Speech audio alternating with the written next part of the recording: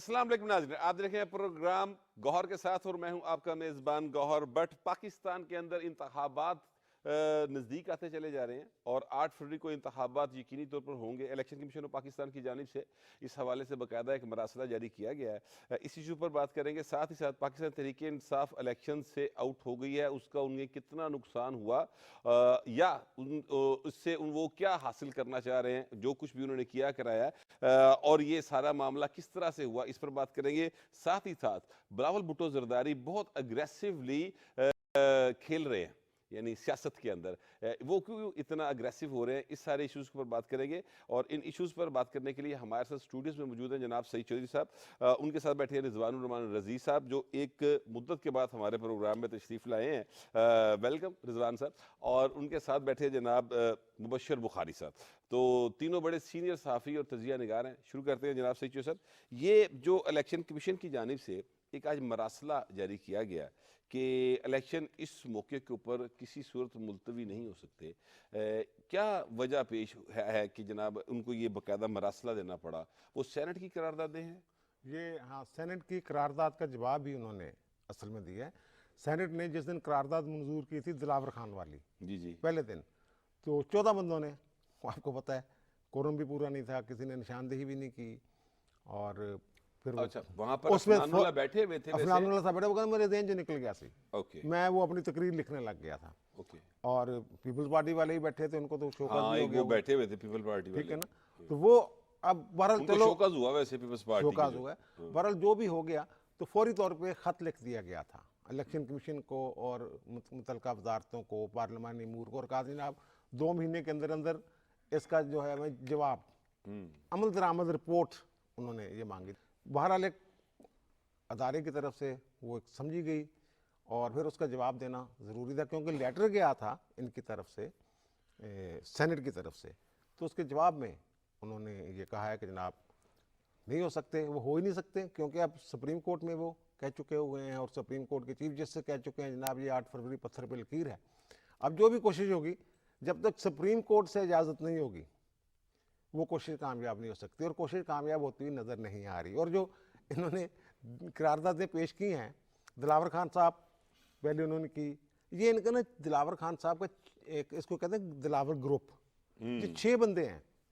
ये आज़ाद हैसियत से, क्योंकि ये आज़ाद हैं कागज़ों में, तो फिर ये जो भी करारदाद किसी पार्टी पॉलिसी के पाबंद नहीं है।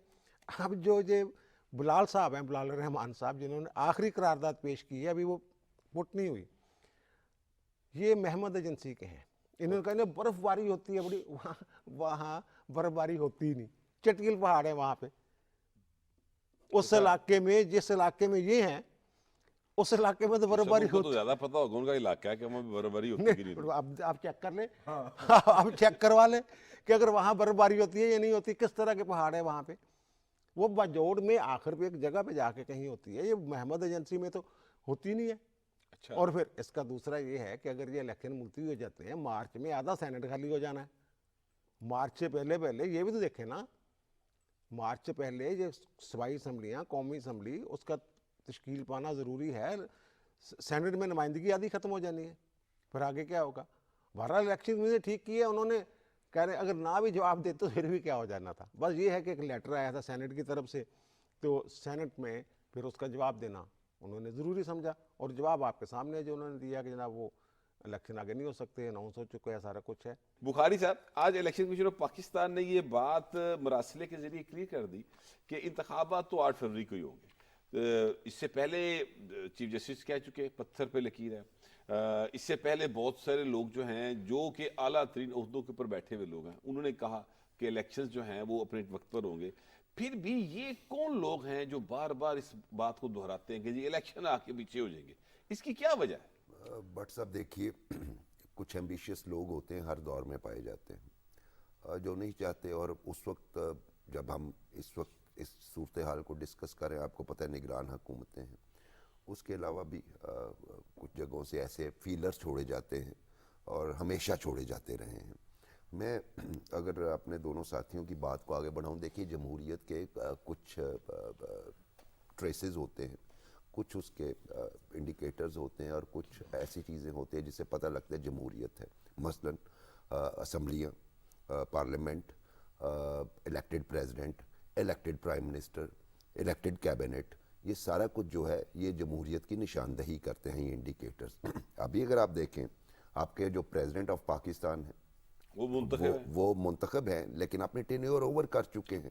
अब उनको इलेक्ट करने के लिए आपको इलेक्टोरल कॉलेज की ज़रूरत है सूबाई और कौमी असम्बली की सूरत में, वो आपके पास नहीं है, जिसका मतलब है वो अब अपनी एक्सटेंशन पे काम कर रहे हैं। President of Pakistan, national assembly मौजूद नहीं, सूबाई असम्बलियाँ मौजूद नहीं, और सैनेट जिसकी बात चौधरी साहब कर रहे थे, गालिबन 26 मार्च को सैनेट आपकी 50% रह जाएगी, यानी जमहूरियत का जो आखिरी निशान है वो आपका सैनेट ऑफ पाकिस्तान है, और वो उसकी स्ट्रेंथ भी ख़त्म हो जाएगी। दूसरी तरफ अगर आप इलेक्टेड गवर्नमेंट्स की बात करें तो पंजाब में केयर टेकर सेटअप को 1 साल से ऊपर गुजर गया, इससे ज़्यादा अफोर्ड नहीं करते आप। और इसी तरह बाकी सूरत हाल भी बाकी जगहों पे भी कमोबेश इस तरह की है कि अपने टाइम से थोड़ा थोड़ा आगे निकल रहे हैं। तो इसलिए इलेक्शन का इनकाद बहुत ज़रूरी है। उसी को मद्देनज़र रखते हुए सुप्रीम कोर्ट ऑफ पाकिस्तान ने पत्थर पे लकीर डिक्लेयर किया, अगर आप ये मिस कर देते हैं तो 26 मार्च के बाद आपके पास सैनेट भी पूरी नहीं होनी, और ये करारदादें जो है ना ये फारिग हो जाएंगी, वो भी पेश करने के काबिल नहीं रहेंगे जो लोग आज कर रहे हैं। तो मेरा ख्याल है कि ये जो हम अफवाहें सुनते हैं, फीलर सुनते हैं, जी आप जिस दिन इलेक्शन की डेट आई थी उस दिन भी बहुत सारे लोग कह रहे थे कि जी नहीं होंगे, आज भी, मतलब कल इत्तेफाक की बात है, मैंने 2 डिनर्स किए, एक जगह पे थोड़ी देर के लिए, दूसरी जगह पे ज़रा लंबी टाइम गुजारा, और वहाँ पे वो लोग थे जो वेल कनेक्टेड है, वो लोग थे जो अपने आप को बड़े वेल इन्फॉर्म समझते हैं, और वो डिबेट यही हो रही थी, नहीं आप 27 को देखिए, ये मैं आप प्रोग्राम में बात कर रहा हूँ, 27 जून को देखिएगा क्या होगा। तो वो जो उन्होंने मुझे बताया क्या होगा, वो चूंकि मैं अफवाहों पे यकीन नहीं रखता, मेरे सामने इलेक्शन जून तो फिर 27 जनवरी, सॉरी 27 जनवरी को देखिए क्या होगा। मैं अफवाहों पे यकीन नहीं रखता, मेरे सामने तो इलेक्शन की डेट है, मेरे सामने इलेक्शन कमिशन का मरासला है, मेरे सामने कैंपेन्स हैं, मेरे सामने पार्टी टिकट, सुप्रीम कोर्ट का ऑर्डर है। सो लेकिन ये इस सारी जो ये अफवाह साज फैक्ट्रीज है ना चिश साहब, इन अफवाह साज फैक्ट्रीज की वजह से इलेक्शन का माहौल नहीं बन पा रहा। मेरा ख्याल है वो इस हद तक तो कामयाब हो गए हैं कि लाहौर के अंदर आपको जो इलेक्शन का माहौल है वो सिर्फ एक ही हल्के में दिखाई देता है, 1 to 7, वो NA 1 to 7 है। और उसकी वजह यह है कि वहाँ पर पीपल्स पार्टी जो है वो अपने पूरी ताकत के साथ वहाँ पर इलेक्शन का टेस्ट कर रही है, और जाहिर है कि मुस्लिम लीग नून को भी नज़र आ रहा है कि अगर वो टाइम पे बाहर ना निकले तो ये मामला जो है उनके हाथ से सीट ना निकल जाए। बाकी सारे लाहौर के अंदर आप देख लें, बड़ी बेदिली के साथ अब मुस्लिम लीग नून के 2-4 लोगों ने कुछ छोटे मोटे स्टीमर्स से लगाए हैं, ऐसे लगता है। तो इसका मतलब वो जो अफवाह साज फैक्ट्रीज हैं वो किसी हद तक तो कामयाब हैं। नहीं, एक तरह से जो आपने बताया कि माहौल नहीं बन रहा, इससे बज़ाहिर तो तकवीत मिल रही है ना इस बात को कि जनाब जो 8 फरवरी है वो इलेक्शन नहीं होने वाले। जो भी बंदा आपसे मिलता है और उसे पता चलता है कि जनाब ये साहब सहाफ़ी हैं, तो वो यही बात करते हैं कि जनाब वो पहला सवाल ये होता है इलेक्शन हो रहे हैं। अब जो माहौल वाली बात है, ये नून लीग जो है वो टिकटों वगैरह में फंसी हुई थी, सारी जमातें, और जो पीटीआई है वो तो अब नून लीग जैसे कुछ बहुत ही फंस गई। पीटीआई वाले जो है उनके तो वो माहौल ही नहीं बन रहा, उनका तो माहौल बन ही नहीं सकता अब, उनके तो जलसे जुलूसों वाले वैसे ही काम खत्म हो गया। अच्छा, वो दूसरी बात आपने की है, वो नून लीग ने अब आज जलसा शुरू किया, आज से उन्होंने अपनी कैंपेन शुरू की है, और फिर 20 जनवरी से मेरे ख्याल मियां नवाज शरीफ साहब भी निकल रहे हैं, और वो लिया से मेरे ख्याल शुरू कर रहे हैं, फिर मानसरा में जाना है उन्होंने, और फिर कराची भी उन्होंने जलसा करना है, और आखिरी जलसा उन्होंने 30 जनवरी को शायद भावलपुर में है उनका, और जो शेड्यूल आया उनका। जैसा आज मरियम नवाज उकाड़ा, मरियम नवाज आज मैंने यही कहना, आज मैंने आज से शुरू कर दिया उन्होंने, और वो पेशावर भी शायद जा रही हैं, और बाकी इलाकों में फिर अपने हल्कों में भी उन्हें टाइम देना है। तो मुझे लगता है कि गहमा गहमी अब नज़र आने लग जाएगी। ये जो थी ना कि जनाब इलेक्शन नहीं होने, इस पर आज भी समाअत हुई है लेवल प्लेइंग फील्ड वाले केस में, तो वहाँ भी चीफ साहब ने यही कहा कि जनाब वो 12 दिन में आपकी दरख्वास्त पे हमने टाइम दिया था लेके इलेक्शन का, तो वो जो 2 अदारे हैं सुप्रीम कोर्ट और इलेक्शन कमीशन, वहाँ से तो कभी कोई जो कहते हैं ना बाल बराबर भी ऐसा शायबा नहीं आया। रजी साहब ये बताइएगा NA 1 to 7 मैंने अभी चूंकि जिक्र किया तो मैंने कहा आपसे इस इशू पर बात नहीं हो सकी, तो आपसे पूछ लें, आपके तो घर के नजदीक पड़ता है महल नेवेंटू से, जी जी, मैं उसी में आबाद। उसी में आबाद है ना आजकल। तो ये बताइए कि क्या वहां पर माहौल देख रहे हैं आप? वहाँ पे आज मैं जब आते हुए मुझे खदशा था कि आपने ये सवाल पूछना है तो मैं थोड़ा सा चक्कर लगाता हुआ हाजिर हुआ हूँ। वहाँ पे माहौल है, मतलब कि स्टीमर्स, बैनर्स, इनसे बाकायदा सड़कें मतलब के बनना शुरू हो गई हैं। डिस्कशन शुरू हुई है इसके ऊपर, डोर टू डोर कांटेक्ट शुरू हुआ है। और मतलब हैरत की बात यह है कि मुस्लिम लीग नून, मतलब मेरे तक तो कम से कम मुस्लिम लीग नून पहुंची है, अभी तक भी उस पार्टी वाले अहबाब ने आना है। मैं अली बदर साहब का फोन ढूंढ रहा था, वो इलेक्शन कैंपेन के इंचार्ज है ना, कि कोई इधर भी भेजे यार, मेरा मतलब है कि बॉल चौल बने, लोगों को पता चले आपको वोट डालने के लिए। लेकिन देखिए बात ये है कि ये भी मुझे लगता है किसी की स्ट्रेटजी है कि 8 फरवरी की सुबह तक लोगों को यकीन ना आने दिया जाए कि इलेक्शन होने जा रहे हैं। ये एक बाकायदा प्लानिंग के तहत हो रहा है। जितने भी नाबगे जो हैं, जो महफिलों के अंदर जिनसे टाकरा हो गया, इनका भी, बुखारी साहब का भी, उनसे अगर आपका राबता हो तो फिर आपको पता चलेगा कि वो साहिबान जो है उनके कहाँ राबते हैं। तो मेरा मतलब है कि थोड़ा सा ये गैर यकीनी सूरत हाल का माहौल जानबूझ के भी बरकरार रखा जा रहा है ताकि सरप्राइज दिया जा सके। अब वो किसको सरप्राइज देते हैं आई डोंट नो, लेकिन किसी को सरप्राइज देने के लिए ये रखा जा रहा है, मुझे ये महसूस हो रहा है। वरना जब हर चीज क्लियर हो, अदालतों की तरफ से भी और अदालतों के अंदर से भी कोई रुकावट अगर इलेक्शन के माहौल और अमल के अंदर पड़ने का खदशा हो तो उसको चीफ जस्टिस ऑफ पाकिस्तान जो हैं वो एलिमिनेट करें। इतनी बड़ी श्योरिटी के बाद इलेक्शन ना होने का कोई लॉजिक बनता नहीं है, ठीक है। तो इसलिए मेरा ख्याल ये है कि इलेक्शन मैं आपकी बात से बिल्कुल इत्तेफाक करता हूँ कि इलेक्शंस जो हैं वो, मैं तो हर डे फर्स्ट से ये बात कहता चला आ रहा हूँ कि इलेक्शंस अपने वक्त पर होंगे और इलेक्शन के डे पे आप वोट जरूर कास्ट करें। अगले सेगमेंट के अंदर हम बात करेंगे कि पाकिस्तान तहरीके इंसाफ जो है वो इलेक्शन से आउट हो गई तो उसके क्या नुकसानात होंगे उनको, और वो आउट हुई क्यों, उसकी वजूहात क्या हैं, इन दोनों इशूज पर बात करेंगे। फिलहाल ब्रेक का कहा जा रहा है, take a break.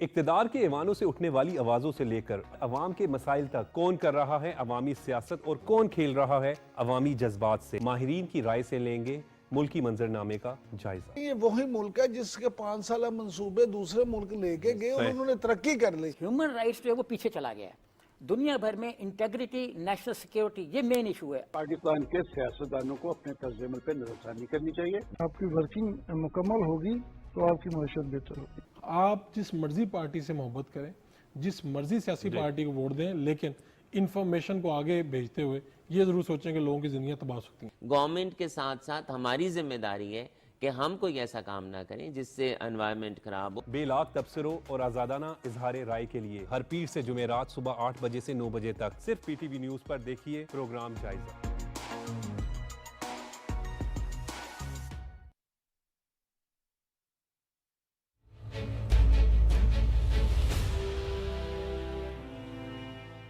Welcome back. जो साहब ये बताइएगा कि जो पीटीआई है वो इलेक्शन से आउट हो गई, अब कुछ इस तरह का माहौल हम देख रहे हैं, बात ये हो रही है कि जनाब पीटीआई के साथ बड़ी ज्यादती हो गई है। ज्यादती हो गई सर उनके साथ? आज भी जो केस लगा हुआ था लेवल प्लेइंग फील्ड वाला सुप्रीम कोर्ट में, तो वहाँ इनके वकील लतीफ़ खुसा साहब पेश हुए और उन्होंने अपनी दरख्वास्त जो है वो वापस ले ली। वो लेवल प्लेइंग फील्ड वाला वही केस है, इन्होंने गए थे जनाब सुप्रीम कोर्ट के 3 रुकनी बेंच ने कहा था जनाब इनसे मुलाकात करें, इनका वफद आएगा इलेक्शन कमीशन में और इनकी शिकायत दूर कर दें। अब फिर ये तौहीन अदालत में चल गई, जनाब हमारी शिकायत दूर नहीं की गई, शिकायत टोटल थी इनकी, अब इन्होंने वापस ले ली है। तो आज भी गिला किया उन्होंने कि जनाब आपके उस फैसले ने हमारी जो जमात है उसको उसका हशर नशर कर दिया, तितर बितर कर दी है। इस तरह की बात उन्होंने की है और कहा जनाब हम जो हैं हम तो लेवल प्लेइंग फील्ड के लिए आए थे, तो हम अब मुझे हदायत है कि हम अपनी दरख्वास्त वापस लेना चाहते हैं। अब गिला करके वापस ली है उन्होंने। ये पिछली दफ़ा भी चीफ जस्टिस ने कहा था कि आपने सियासी तौर पर केस लड़ना है या कानूनी तौर पे, आप कानूनी तौर पे लड़ें, ये सियासी तौर पे केस लड़ते रहे सारा। आज भी वही बात मुझे याद है कि एक जगह पर तो चीफ साहब ने ये कहा था कि अगर आपने पॉलिटिकल बातें करनी है तो बाहर वो मीडिया वाले मौजूद हैं, वहां पर जाएं और वहां पर जाके पॉलिटिकल बातें आप जितनी मर्जी कर लें, अच्छा बाकी यहां पर लीगल बात करें। हाँ, वो जो बात कर रहे थे कि जनाब ये मामला शुरू कैसे हो, 2020 से मामला अटका हुआ है, 2020 से चल रहा है। 2020 से 21 में फिर इनको नोटिस दिया गया जनाब आप इलेक्शन करवाएं, आपकी पार्टी के इलेक्शन ड्यू हैं, तो आइन के तहत जो है वो 5 साल में एक दफ़ा इलेक्शन होना ज़रूरी है। इनके कॉन्स्टिट्यूशन में तो 2 साल का भी बीच में है, और फिर इनके इलेक्शन इन्होंने नहीं करवाए, शोकाज हुआ, फिर आखिरी शोकाज हुआ कि इसके बाद मौका नहीं मिलना और फिर जो कानून में लिखा हुआ उसके मुताबिक हमने अमल कर देना है, 20 दिन के अंदर इलेक्शन करवाएं। वो इलेक्शन कहाँ होंगे? आज भी ये बात हो रही है वहाँ सुप्रीम कोर्ट में, जज चीफ साहब पूछ रहे हैं कि आप दिखा दें कि इलेक्शन हुए हैं, वो चमकनी कोई गांव में ना कोई बैलेट पेपर, जो भी उनका कॉन्स्टिट्यूशन है पार्टी उसमें लिखा हुआ है खुफिया बैलेटिंग, उसके मुताबिक जो चेयरमैन का इलेक्शन है वो खुफिया बैलेटिंग के जरिए, इन्होंने इलेक्शन ही खुफिया कर दिया पूरा इलेक्शन ही खुफिया कर दिया, किसी को पता ही नहीं। और फिर वो जो है, अच्छा ये सोशल मीडिया पे लड़ते हैं केस भी। अब पहले दिन इनके एक वकील हैं अजहर सदीक साहब, हमारे दोस्त हैं बड़े अच्छे, उन्होंने कोई डॉक्यूमेंट जो है वो अपने ट्विटर पे डाल दिया जनाब ये देखें ये है, अदालत में दिखा नहीं रहे।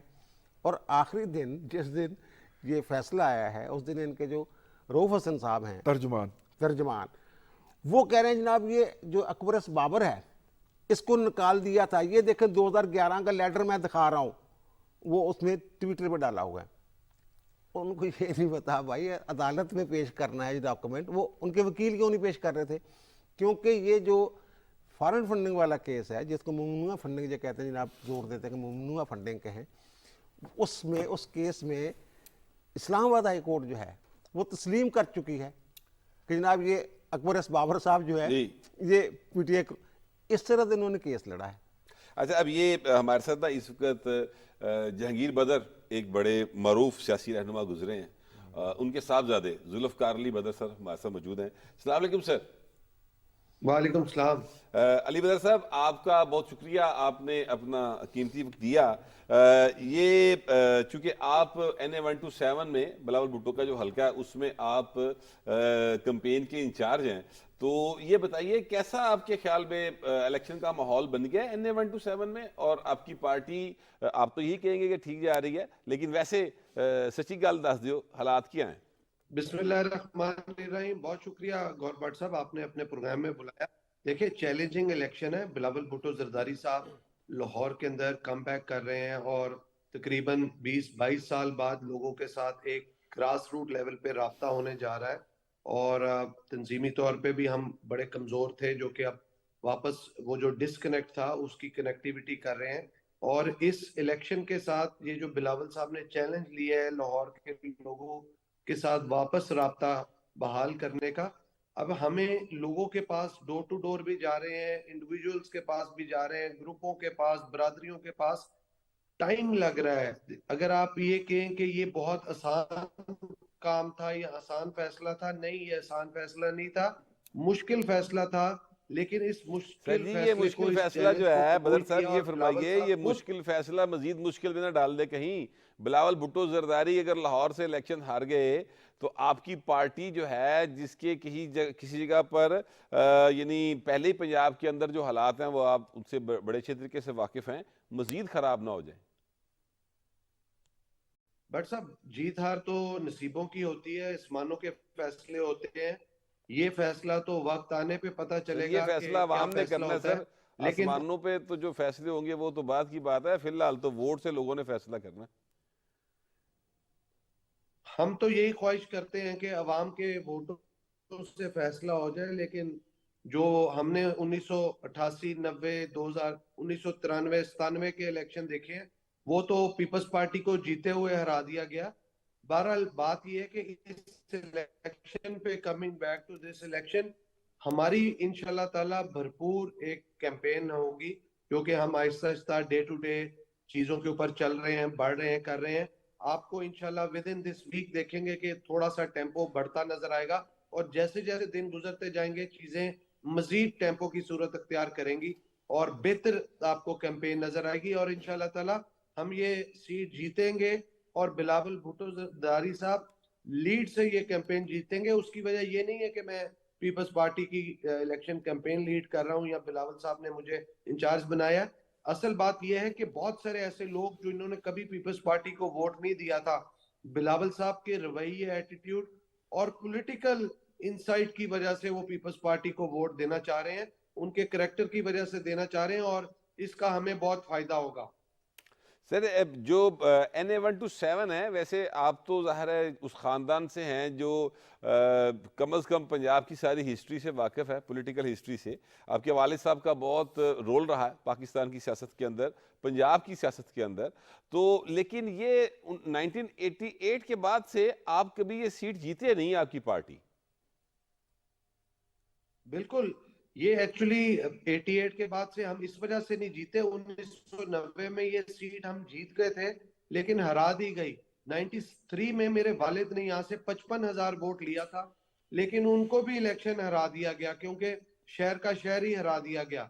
और फिर 97 में आपको पता है पीपल्स पार्टी की एक सीट भी नहीं थी। मैं बदर साहब ये एक्चुअली कहना चाह रहा हूँ कि जो मौजूदा इलेक्शन कमीशन ऑफ पाकिस्तान है, इनके टर्न्योर के अंदर जितने भी इलेक्शंस हुए हैं वो सारे के सारे इलेक्शंस के रिजल्ट्स हर जमात ने तस्लीम किए हैं। इवन जो हार जाती जमात वो भी इसको तस्लीम करती है। तो उम्मीद यही की जा सकती है कि इस बार भी अवाम ही वोट देंगे और इलेक्शन के रिजल्ट्स को सारी जमातें तस्लीम करेंगी।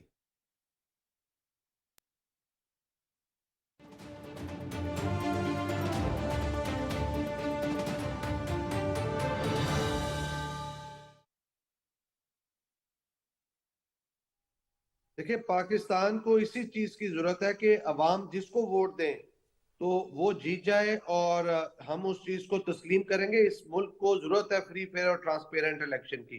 जैसे हमारे चेयरमैन बिलावल भुट्टो जरदारी साहब इस बारे में बारहा दफा कह चुके हैं कि इस मुल्क को अगर प्रॉब्लम से, मसाइल से निकालना है तो फ्री, फेयर, ट्रांसपेरेंट इलेक्शन, और जो जीत जाए, जो ज्यादा सीटें ले, वो हुकूमत बना ले। बहुत मेहरबानी बदर साहब, आपने अपना कीमती वक्त हमें दिया।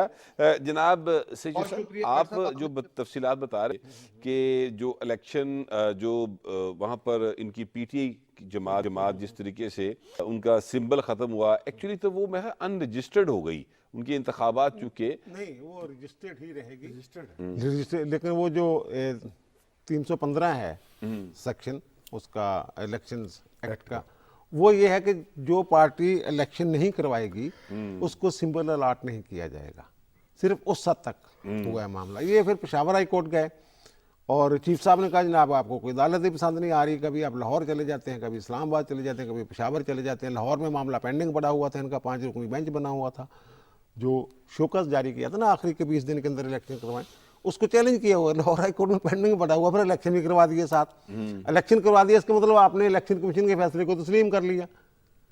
फिर आप चले गए पेशावर, पेशावर जाके जनाब वहाँ से वो ये हो गया जनाब उसको इख्तियार नहीं था इलेक्शन कमीशन को। ये आइन में भी लिखा हुआ, कानून में भी लिखा हुआ साफ शफाफ इलेक्शन के हवाले से। अब बस जब बातें एक ख़ास तरह के कुछ लोग हैं जो प्रोपेगेंडा कर रहे हैं कि जनाब ये वो जो अब इनके वकील साहब ने ये कहा था जनाब हमें वो देखें जनाब हमारी पार्टी तितर बितर होगी। किसी को वो कहते हैं जनाब मिल रहा है निशान डोंगे का और किसी को गिलास का, और उनको जो इनके अलीमीन गंडापुर साहब उनको बोतल का निशान मिल गया, किसी को हारमोनियम का मिल गया। भाई मेरे ये जो निशान होता है ना इंतखाबी निशान, ये अनपढ़ लोगों के लिए। वैसे तो जो पढ़े लिखे फैमिली जो हैं वहाँ तो पार्टी का नाम और बंदे का नाम बस क्लियर, ये इसलिए होता है। और वो इंतखाबी निशान मिलने होते हैं जो लोग पहचानते हों, लोगों को पता हो ये क्या है, याद हो जाए। अब 150 पूरी 150 सियासी जमातें हैं जिनको इंतखाबी निशान अलाट हुए हैं, और 100 और वो निशान चाहिए होंगे 150 जमातों को जिसको लोग जानते हो, पहचानते हो। वो तो वो ले गए, पीछे यही बचना है ना मूली और इस तरह की चीजें जो भी चल रही हैं, तोता फाख्ता, इस तरह के निशान ही बचने। इसमें भी गिला हो रहा है कि जनाब ये क्यों भाई, वहां गधे का निशान है अमेरिका में, हाथी का निशान है। हाँ, गधे का निशान यहाँ शायद कोई ले ही ना, अच्छा, अब एक और जो बात की है वो बड़ी दिलचस्प बात इन्होंने की है, हमें लेवल प्लेइंग फील्ड वाले केस में आज कि जनाब हमें तो इत्तेहाद भी नहीं करने दिया गया। इत्तेहाद ये इन्होंने टिकट बनाए थे पीटीआई एन के साथ, पीटीआई नजरियाती, हाँ, पाकिस्तान तहरीक इंसाफ नजरियाती, नून पीटीआई नून ही बनता है ना सर। अच्छा, उसके साथ अब इनके अपने जो है हामिद खान साहब, उन्होंने कहा ना मुझे नहीं पता जी इन्होंने क्या किया, लेकिन मैंने ये कह दिया था कि जो पीटीआई एन के सरबराह हैं अख्तर अली डार साहब शेखुपुरा वाले, उनकी गारंटी कोई नहीं है। अच्छा, ये उन्होंने खुद कहा है। उनको नहीं यार, वो बंदा 2009 में आया इनके पास, 2013 में इनके खिलाफ अच्छी खासी प्रेस कॉन्फ्रेंस कटका के गया है। ये 7 लाहौर प्रेस क्लब। अच्छा, फिर जब उसने जो बैट्समैन के लिए अप्लाई किया कि मुझे बैट्समैन बल्लेबाज का निशान दे दे, इन्होंने भरपूर मुखालफत की, दरखास्तें दी, यानी इस हद तक तो इनकी मुखासमत है। इसमें थोड़ा सा मैं एक गुजारिश करूं रजी साहब, जो डार साहब हैं उन्होंने ये कहा कि हमारा कोई मुआहदा नहीं हुआ इनके साथ। अच्छा, और उसके बाद सोशल मीडिया के ऊपर एक मुआहदे की कॉपी आ गई जिसमें डार साहब का नाम लिखा हुआ है, साइन भी है, चेयरमैन पीटीआई का नाम लिखा हुआ है, और डार साहब के साइन है, चेयरमैन पीटीआई का साइन ही कोई नहीं है। ठीक है, यानी मुआहदा अगर है तो डार साहब तो अपने आप ना लिए, अगर उस मुआहदे को मान लिया जाए। दूसरी बात यह है कि मुझे उनकी बात में, डार साहब की बात में इसलिए मजा लगा कि देखिए लिया, जाम शोरो, लाड़काना, खुशदार, लंडी कोतल, लाहौर, यानी पूरे पाकिस्तान के लोगों को टिकट्स जो हैं वो बल्लेबाज के दे दिए गए। अब ये जो नजरियाती हैं, नजरियाती जमात यानी पीटीआई नजरियाती, इनका नेटवर्क इतना वसी तो हो ही नहीं सकता। उन्होंने कहा जी हमारा तो यानी ये कहाँ से ले गए आगे इतने सारे जो टिकट्स हैं, तो ऐसा कोई उन्होंने जो बात की कि ये हमने तो कोई टिकट जारी नहीं किया, जिनको किया उन्होंने उनके नाम दे दी कि जी हमने ये टिकट जारी किए, ये लोगों के नाम है।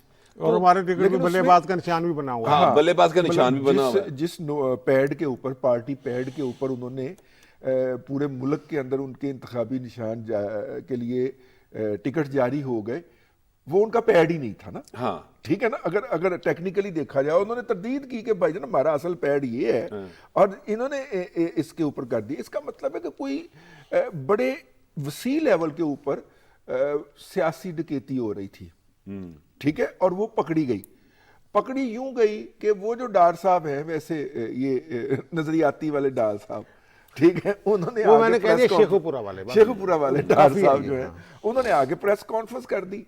देखिए, मेरा ख्याल ये है कि इस वक्त जो उनका सोशल मीडिया के ऊपर बयानिया चल रहा है कि मास्टर स्ट्रोक लगाएंगे बानी पीटीआई और पता नहीं क्या कर देंगे, ये उनका मास्टर स्ट्रोक था अपनी तरफ से।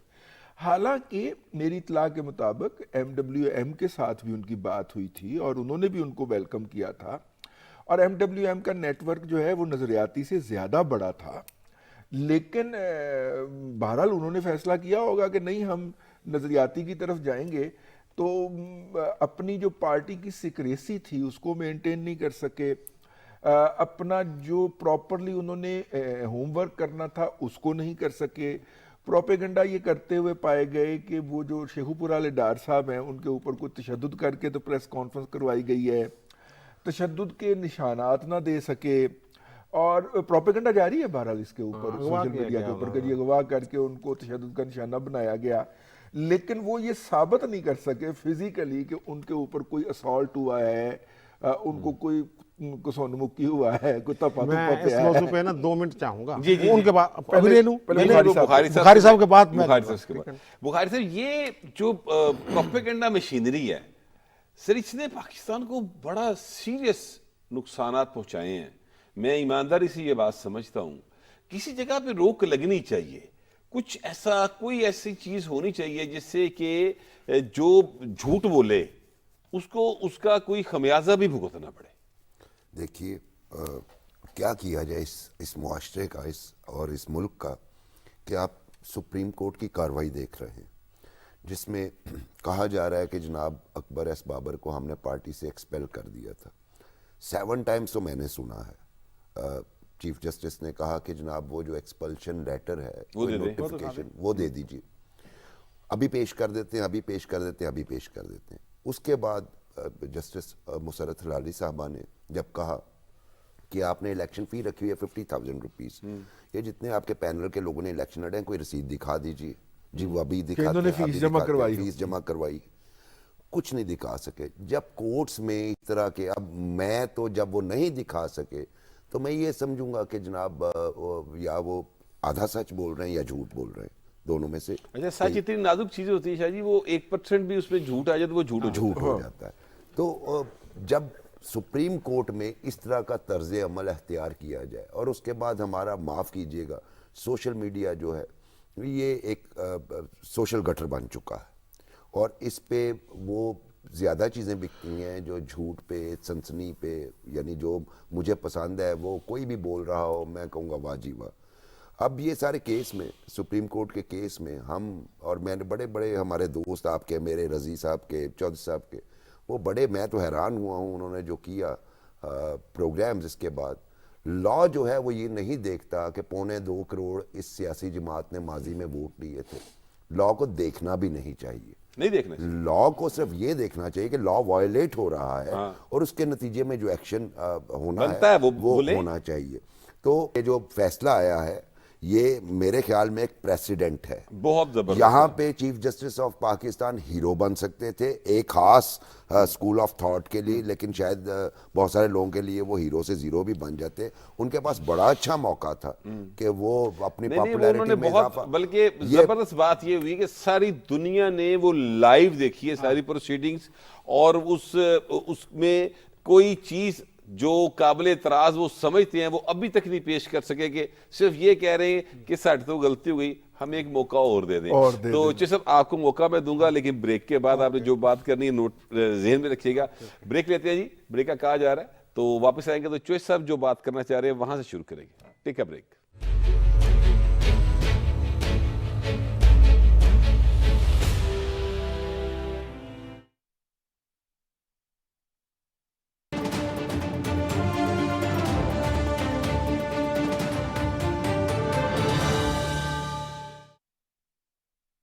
खित्ते में इक्तिसादी शराकतदारी देरपा अमन से मशरूत क्यों?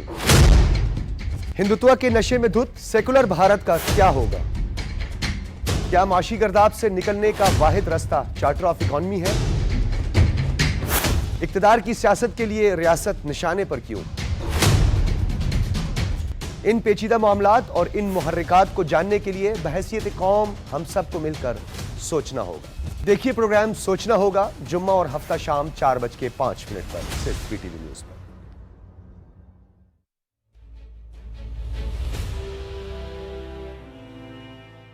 Welcome back.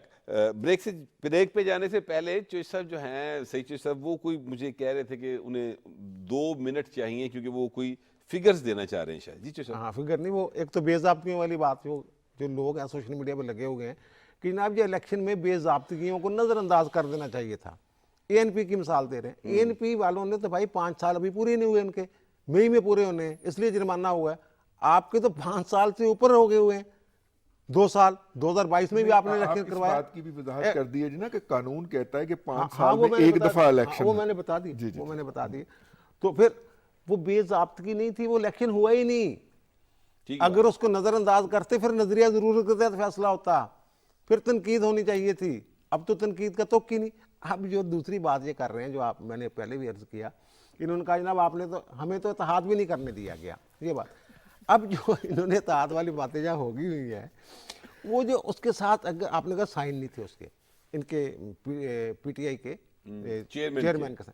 पहली बात ये, अगर इन्होंने वो गेम की है जो पीपल्स पार्टी पार्लियामेंटेरियन और पीपल्स पार्टी तीरवारी और तलवारवारी आपस में एक माहदा है, या जो सियासी इत्तेहाद बनते हैं, वो बाकायदा जो एग्रीमेंट होता है वो उन्होंने इलेक्शन कमीशन में जमा करवाना होता है और रिक्वेस्ट करनी होती है। फिर इलेक्शन कमीशन एक सिंबल देता है उनको।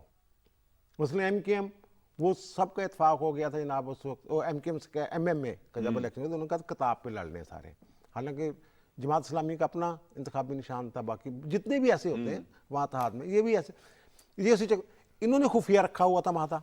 पहली बात, खुफिया को रखा हुआ था, चलो टिकट समझ लें कि हो गया था, जारी कर दिया गया टिकट। अब जब तक इलेक्शन कमीशन से अप्रूवल ना हो उस माहदे की, इलेक्शन कमीशन माने ना कि ठीक है जनाब एक सिंबल दे दें इनको, उस वक्त तक ये नजरियाती का टिकट इनको मिल ही नहीं सकता था। जो सेक्शन है 203 उसका सब सेक्शन 3 है, वो ये कहता है कि एक बंदा जो है दो पार्टियों की रुकनीयत नहीं रख सकता, और वहां जो बयान अलवी दाखिल करना होता है उसके ऊपर लिखा होता है कि ना मेरा ताल्लुक फलां जमात से है। वो बात इन्होंने लिखा हुआ पीटीआई से, नजरियाती का टिकट मिल ही नहीं सकता था इनको, एक बात। और महादा जो है वो हो नहीं सकता था। ये भी मैं एक बात बता दूं आपको, महादा इसलिए नहीं हो सकता था कि अगर इन्होंने जो दिसंबर में इलेक्शन करवाए हैं 2 दिसंबर में, जिसकी बुनियाद पे ये कहते हैं जनाब हमारी पार्टी का टिकट बहाल होना चाहिए, वो सिंबल, उसको जब वही कलदम हो गए तो फिर कौन साइन करेगा जब इनका चेयरमैन ही नहीं है कोई। हाँ, बिल्कुल ठीक बात। इनका अगर मादा हो भी गया था, वो मादा था ही नहीं, क्योंकि साइन किसने करने थे? अगर इलेक्शन ही नहीं माने गए, इलेक्शन कमीशन ने इलेक्शन कलदम कर दिए, मुस्तरद कर दिए, और सुप्रीम कोर्ट ने भी कह दिया जनाब आपने तो इलेक्शन करवाई नहीं, इसलिए जो फैसला है इलेक्शन कमीशन का वो दुरुस्त है। अब फिर साइन कौन करता चेयरमैन के तौर पे? बिल्कुल ठीक बात है। बुखारी साहब ये बताइएगा कि लाहौर के अंदर पीपल्स पार्टी की तरफ से भी एक, मैंने ताज हैदर साहब का मैंने देखा था, वो कह रहे थे कि हमारे एक कोई भट्टी साहब हैं, फयाज भट्टी शायद नाम है, 163 से वो कहते जी उनको जो है इंतखाबी निशान एरो नहीं दिया बल्कि कुछ और इंतखाबी निशान जी। वो मामला यूं हुआ कि फयाज भट्टी साहब आईपीपी इस्तेहकाम के मेंबर थे, और उन्होंने जो पहले अप्लाई किया, शर्जील मेमन साहब ने इस पे प्रेस कॉन्फ्रेंस की जी, और जो उन्होंने पहले अप्लाई किया उसमें वो उन्होंने अपने आप को आईपीपी का शो किया, और उसके बाद वो पीपल्स पार्टी ऑफिशियली ज्वाइन कर गए। और अब वो बिलावल भुट्टो के NA 127 के नीचे PP 163 से इलेक्शन लड़ रहे हैं। पीपल्स पार्टी का टिकट उन्होंने जमा भी करवाया, उनको इंटरव्यू भी किया गया, और उन्होंने कहा जी मैंने ऑफिशियली पीपल्स पार्टी ज्वाइन कर ली है और ये मेरा टिकट के लिए सर्टिफिकेट है।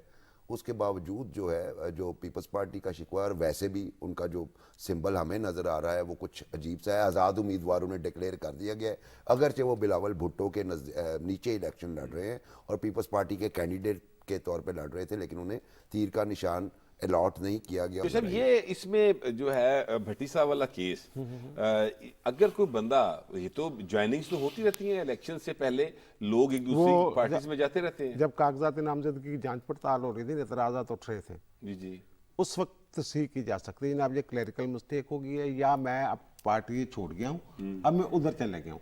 कागजात नामजदगी जमा करवाने की एक खास तारीख थी, वो गुजर गई। उससे पहले जैसे बिलावल भुट्टो जरदारी ने, उन्होंने पार्लियामेंटेरियन लिख दिया हुआ था, इरफान कादर साहब उनके वकील थे, उनका भी यही मसला था कि जनाब आपने लिखा है कि मैं पाकिस्तान पीपल्स पार्टी पार्लियामेंटेरियन का से मेरा ताल्लुक है, तो जबकि आप 203 के तहत पीपल्स पार्टी के चेयरमैन हो ही नहीं सकते, फिर वो उन्होंने फिर कहा था ये क्लरिकल मिस्टेक है। और दूसरी जो ये मेरा नहीं ख्याल कि शायद मे भी हाई कोर्ट से अगर वो रेट जुडिक्शन में जाएं तो शायद मे भी कुछ हो जाए, लेकिन सरदस्त जो कानून है उसके वो ये, और दूसरी जो पीटीआई वाले हैं ये सही तरीके से इलेक्शन लड़ ही नहीं रहे। अब इसका एक तरीकाकार है, मसलन एक हल्का है MNA का, उसके नीचे 3 MPs हैं, ये रिक्वेस्ट कर सकते हैं कि जनाब हमें अगर बगला मिला है MNA के हमारे उम्मीदवार को, तो जो तीनों MPs हैं उनको भी बगला दे दे, एक ही निशान के साथ, कम से कम ये तो फिलहाल बगले जानते फिरते हैं। एक हल्के में तो जा सकते थे ना कि ये जो अब पीटीआई तो जाहिर है कि इलेक्शन से आउट हो गई, एज जमात आउट हो गई। जो लतीफ खोसा साहब बल्कि ये कह रहे थे कि हमें 230 नशिस्तों का नुकसान हो गया, वो 226 ना, हमें 4 4 वदातियां, और दूसरी बात है कि 226 की 226 आपको थोड़ी मिल जानी, मखसूस नशिस्तें हैं, बाकी सियासी जमातों ने भी तो लेनी है ना। 97% उनकी अक्सरियत। अच्छा, फिर लेकिन ये बताइए कि अब वो जो वोट है, ठीक है, वो किस तरफ टिल्ट करेगा? 2 जमातें मेन जमातें हैं जो इस वक्त मैदान में है, वैसे जमात इस्लामी भी मैदान में है, MQM भी है, दीगर जाहिर है वो है, लेकिन पीपल्स पार्टी और मुस्लिम लीग नून को मेन जमातें समझा जाता है। तो इस वजह से कह रहा हूँ कि किस तरफ आपके ख्याल में वोट टिल्ट करेगा? देखिए जो वोटर है हमारा बदकिस्मती से वो मुख्तलिफ खानों में तकसीम है, कुछ किसी पार्टी के हामी हैं, कुछ सिर्फ उस पार्टी के मुखालफ है, मैं नाम नहीं ले रहा, ठीक है, हमारा कौमी चैनल है उसके ऊपर, मतलब एक बंदा है उसने कहना है कि जी गौहर भट्ट मुझे नापसंद है, बाकी मैं जिसको मर्जी वोट दे दूं या वोट ना दूं। और एक बंदा जो है उसने कहना जी गौहर भट्ट साहब मुझे बहुत अच्छे लगते हैं, अगर इनको वोट देने का मौका मिलेगा तो मैं वोट दूंगा, वरना मैं घर से ही नहीं निकलूंगा। ठीक है, मैं उस दिन वोट डालने नहीं जाऊंगा।